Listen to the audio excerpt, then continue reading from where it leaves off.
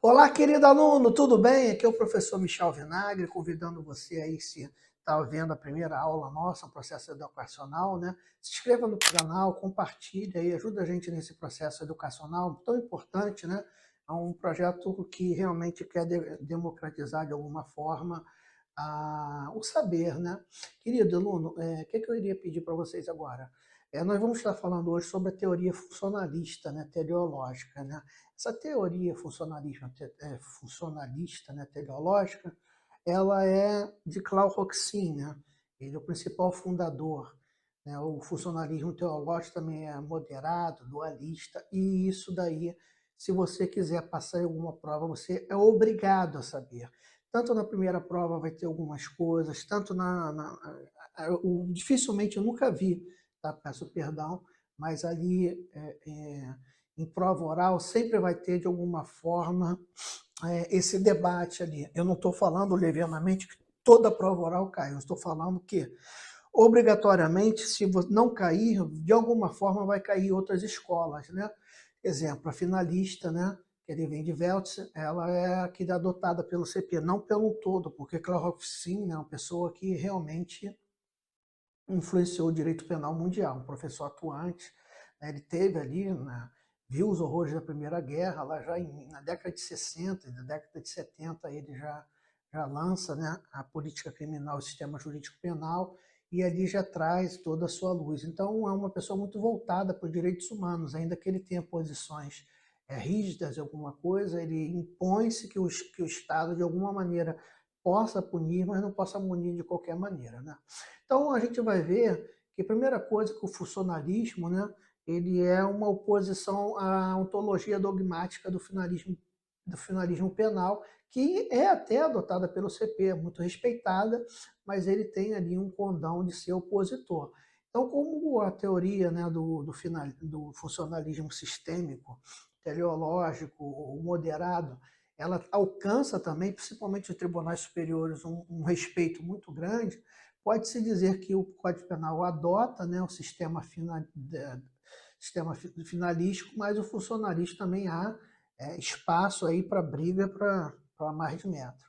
Então, no modelo funcional teleológico, assim, é bem técnico, o nível aqui de aula. A gente, como está o canal do YouTube, pode vir uma pessoa, né, simpatizante. A gente vai falar algumas coisas aqui relativamente técnicas, mas nada que você, se quiser, é muito bem-vindo. Né? O funcionalismo, né, o modelo funcional teleológico, ele compete ao tipo a concretização do princípio que não há lei sem crime. Uma coisa interessante, né? Roxin, né, ele é muito criticado porque falam assim, olha, ele só organizou os móveis de lugar. Tá, mas organizar os móveis, né, de lugar, às vezes você coloca outro na sala, a sala fica mais ampla, né? Às vezes você pode evitar um incêndio, tampar. Então, na verdade, o que era para ser demérito, para mim não é, né? Então, uma vez foi colocado isso até numa prova oral, o candidato foi muito bom, falou, mas ele também ele tem o condão, né, de evitar ações, a teoria funcionalista, ela tem um condão de evitar ações penais desnecessárias. Porque se você olhar ali o Código de Processo Penal no artigo 41, você vai ver que obrigatoriamente a, a, a denúncia ela não é recebida se não tiver uma justa causa, né? E ali 41 em diante. Então, na verdade, muitas denúncias, e mesmo assim com esse esforço todo, nós sabemos que tem muitas denúncias inaptas, né? E que, infelizmente, ainda há uma noção muito grande do sistema jurídico brasileiro de ter ação, ter que punir, ter que punir preventivamente. Mas, enfim. Então, a organização MOR, né, a gente está sempre trabalhando essa teleologia funcionalista, né, com uma comparação com a dogmática do finalismo penal. Se você está com dúvida, a gente tem aula também de finalismo penal, procura no canal. Então, no modelo funcional teológico, ele compete ao tipo a concretização do princípio que não há crime sem lei. Outra coisa, né, a solução dos conflitos sociais não é no tipo, a solução se encontra na antijuridicidade, né, se a conduta é antijurídica ou não. E a responsabilidade, né, significa uma valoração que torna o sujeito penalmente responsável, ou seja, ele é realmente culpável, né? Então você vai ter a formação da culpabilidade e a necessidade preventiva de uma sanção penal. Ou seja, as regras têm que estar pré-estabelecida. No modelo teleológico, né, você também vai ter uma coisa muito grande na pena, porque ela vai considerar o caráter positivo da pena, tanto na prevenção geral quanto na prevenção especial, que é um tópico muito bem abordado por Klaus Roxin, né? A norma deve ser observada não por medo, mas por ser importante na vida em sociedade, né? Quanto à pena, lá em 2004, uma anotação muito boa de Roxin, que ele vai falar que ele defende um modelo unificador dialético, né? Ou seja, a prevenção positiva se destaca, mas essa posição positiva ela se destaca e está vinculada à proteção subsidiária dos bens jurídicos, né?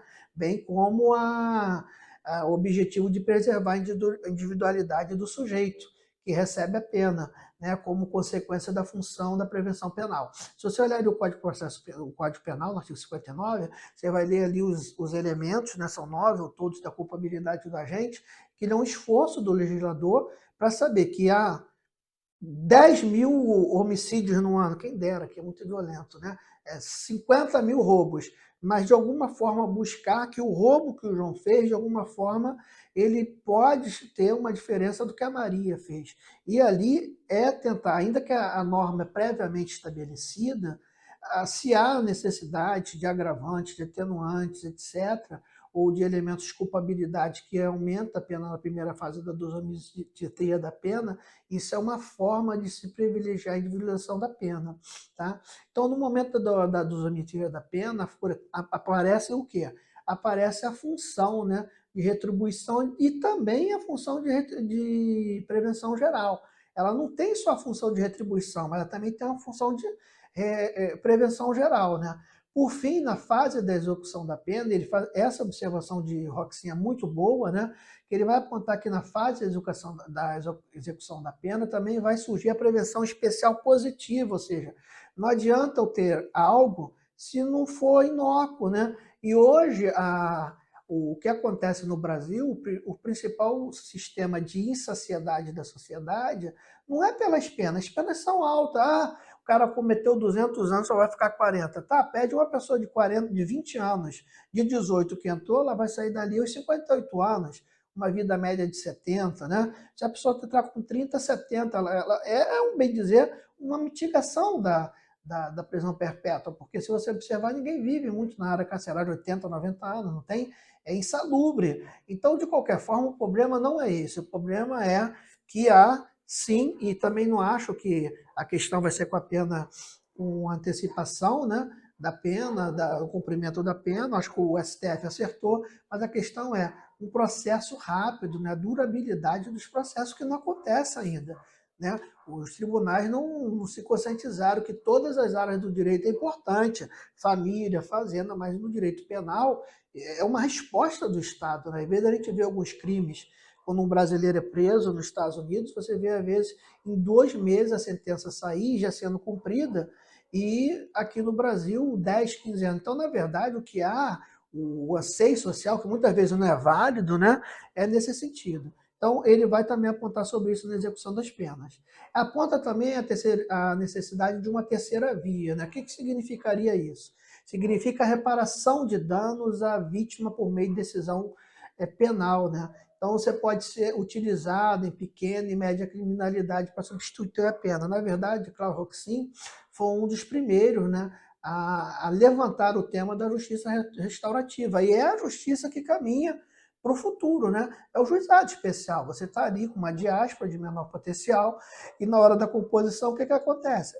As partes fazem uma composição civil, ou seja, nem a pessoa precisa fazer isso, um serviço à comunidade, mas a parte acha mais interessante, você me caluniou, você me dá 20 mil reais, se haver um acordo e condições de pagar, ali saciou a vontade de ambos. Então, na verdade, a justiça restaurativa já é um alento dos funcionalistas já, né?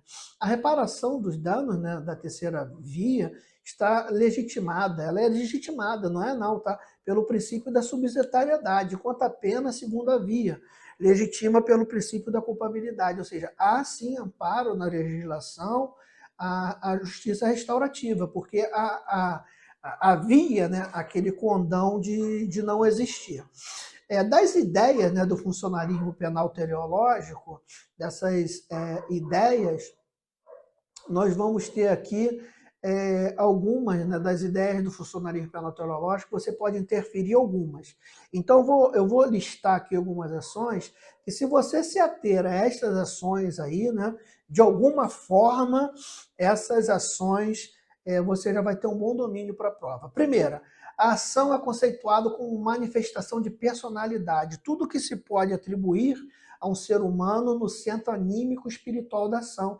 Ou seja, é ato não como algumas escolas anteriores, de algo volitivo, né? da personalidade psicológica. Ou seja, a manifestação de vontade do agente. Né? Ele vai também ter um trabalho muito interessante, claro, Roxin, sobre dolo.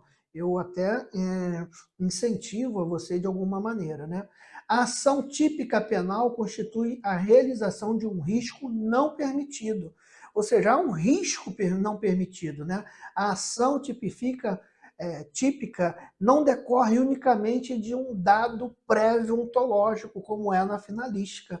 Esse sistema casual, né, ele é final, mas é compreendido também como produto de uma valoração legislativa. Então, olha o cuidado que essa teoria tem. Ela é muito bem elaborada e aqui é óbvio que a gente está passando um suprassumo e é a função sua, candidato, ler mesmo, se possível, uma obra de Roxin, tá bom? Com isso, né, a sistematização da culpa ela só é alcançada, então isso com a teoria da imputação objetiva, né, não sendo possível tal objetivo como critério de finalidade. Então isso é muito interessante também no estudo dele. Eu só tenho uma sistematização de culpa, né, eu só alcanço ela com a teoria da imputação objetiva, né, não sendo possível com outro critério, outra finalidade. Queridos, eu vou dar uma parada aqui para o vídeo não ficar longo, tá bom? E depois eu vou dar só passar rapidamente para a gente estar terminando. Então a gente parou aqui na tipicidade, né? Na sistematização da culpa, e na aula que vem a gente vai estar falando sobre a tipicidade e ilicitude, tá bom? Queria que você curta, compartilhe e se inscreva no canal. Um beijo no coração de todos.